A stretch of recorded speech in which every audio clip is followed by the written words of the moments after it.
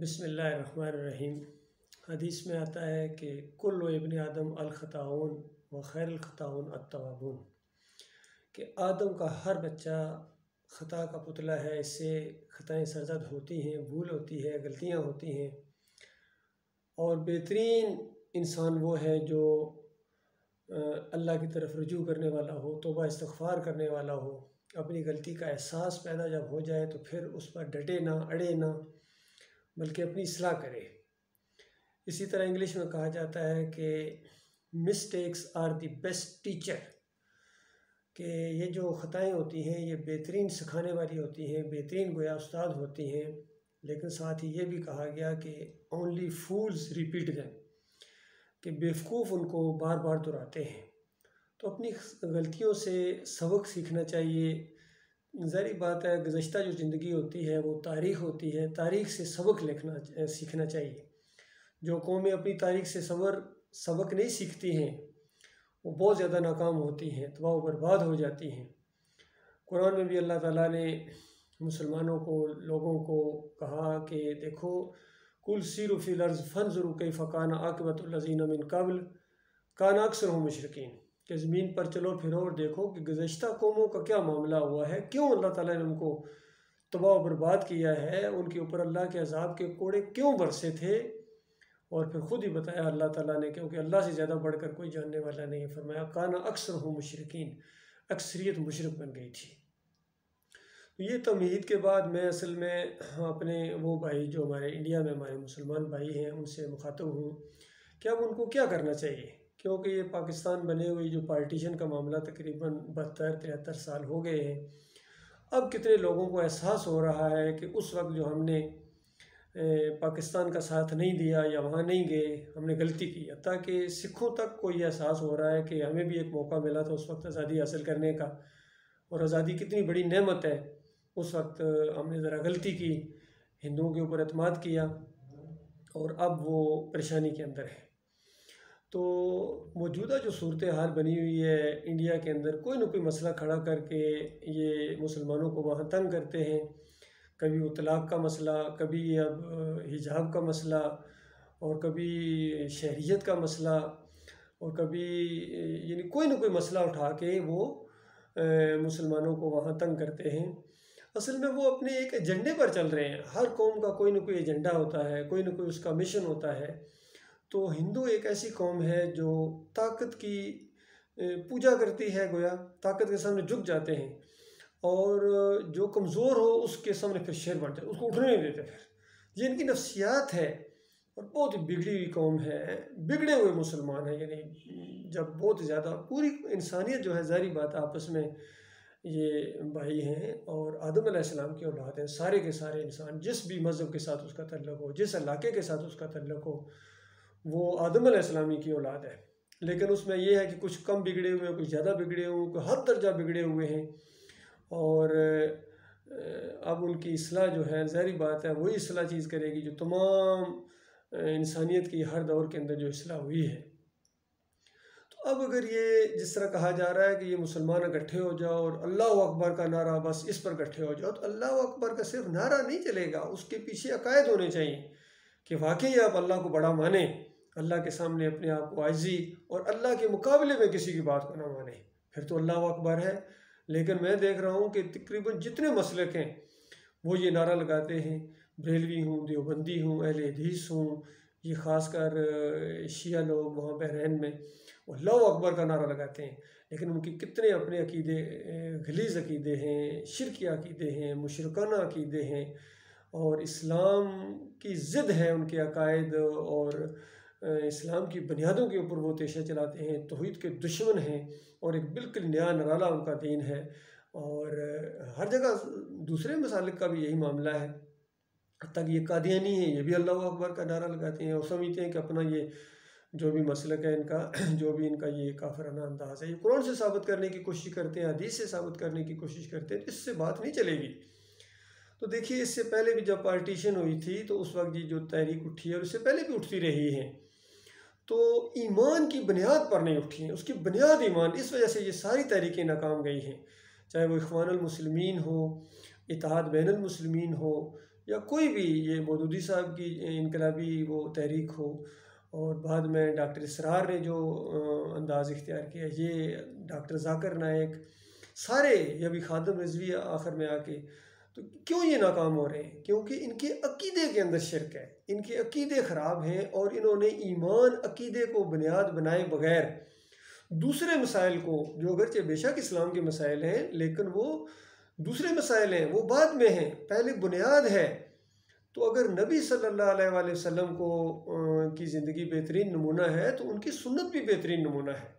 نبی علیہ السلام نے کون سا مسئلہ اٹھایا تھا اصلاح کرنے کے لیے انسانوں کی؟ کس نے بگڑے ہوئے ماحول تھے، کتنی بڑی وہاں فحاشی تھی، بے پردگی، کیا وہاں تو ننگے طواف کیے جاتے تھے، اندازہ لگائیے، اور اتنا بے شرمی کا ماحول تھا۔ پھر سود چل رہا تھا، شرابیں بوتلوں میں، کیا مٹکوں میں پی جا رہی تھی، وہاں اتنے بڑے بڑے مٹکے انہوں نے اپنے گھروں میں رکھے ہوئے تھے، اور غربت کیا کہ وہاں غلامی کا دور تھا، انسان بکتے تھے۔ تو بتاؤ غلامی سے زیادہ کیا غربت ہو سکتی ہے؟ لیکن نبی صلی اللہ علیہ وآلہ وسلم نے کوئی مسئلہ نہیں اٹھایا ہے، نہ کوئی علاقائی مسئلہ اٹھایا کہ ہماری دیکھو وہاں علاقے ہیں، یہ دوسرے قومیں ہیں، انہوں نے تمہارے اوپر قبضہ کر لیا ہے، یہ علاقائی مسئلہ اٹھاتے۔ کوئی مسئلہ لے کر اگر آپ اٹھتے صلی اللہ علیہ وآلہ وسلم تو قوم جان چھیڑتی، نوجوان گر جمع ہو جاتے، غلام قریب آ جاتے، ایک بہت بڑا وہ معاملہ کر سکتے تھے۔ بلکہ اس کے علاوہ اس دور کے لوگوں نے ان کو خود پیشکش کی کہ ہم آپ کو اپنا بادشاہ ماننے کے لیے تیار ہیں، ہم آپ کو اپنا بڑا ماننے کے لیے تیار ہیں، آپ سمجھدار ہیں، آپ اچھے خاندان سے ہیں،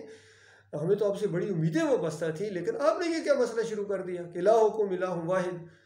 تو نبی علیہ السلام نے کہا یہی مسئلہ ہے، تمام انبیاء کی یہی سنت رہی ہے، ہر دور کے اندر وہ کوئی نبی ہو، کسی آزاد قوم کے اندر آئے ہوں یا کسی غلام قوم کے اندر آئے ہوں، وہ کم تعداد ہو اس وقت انسانوں کی یا بڑی تعداد ہو، آخری نبی ہوں یا پہلے نبی ہوں، ایک ہی دعوت ہے، الہکم الہ واحد لا الہ الا هو الرحمن الرحیم۔ اور اس دعوت کے اندر بھی مشکلات آتی ہیں، پریشانیاں آتی ہیں، قوم بہت زبردست ریئیکشن کرتی ہے، بلکہ سب سے زیادہ ریئیکشن اسی دعوت کے خلاف ہوا ہے۔ تو مسئلہ یہ ہے کہ اس انداز سے جب بندہ ایمان عقیدے کی دعوت کو اٹھاتا ہے اور شرک کے خلاف اٹھتا ہے، بتوں کے، مورتیوں کے، مزاروں کے، قبروں کے، آستانوں کے، یعنی اللہ کے علاوہ جو چیز بھی پوجی جا رہی ہے، آپ اس کے خلاف آواز اٹھائیں گے، چاہے ستارے کی پرستش ہو رہی ہے، چاہے سورج کی ہو رہی ہے، چاہے چاند کی ہو رہی ہے، چاہے مورتیوں کی ہو رہی ہے، چاہے قبروں آستانوں کی ہو رہی ہے، کسی درخت کی ہو رہی ہے، پیروں اور مولویوں کی ہو رہی ہے، وقت کے بادشاہ کی ہو رہی ہے، رسم و رواج اور معاشرے کی رسم و رواج کی ہو رہی ہے، تو اس کے خلاف آپ جو آواز اٹھائیں گے اور سب کو منع کریں گے کہ بھائیوں بہنوں ترس کھاؤ اپنی جانوں کے اوپر، یہ چند دنوں کا مسئلہ ہے، اس کے بعد تمہیں مرنا ہے، اللہ کے پاس جانا ہے، اس زندگی کے بعد دوسری زندگی ہے، اور اس کے اندر جو فیصلہ ہونا ہے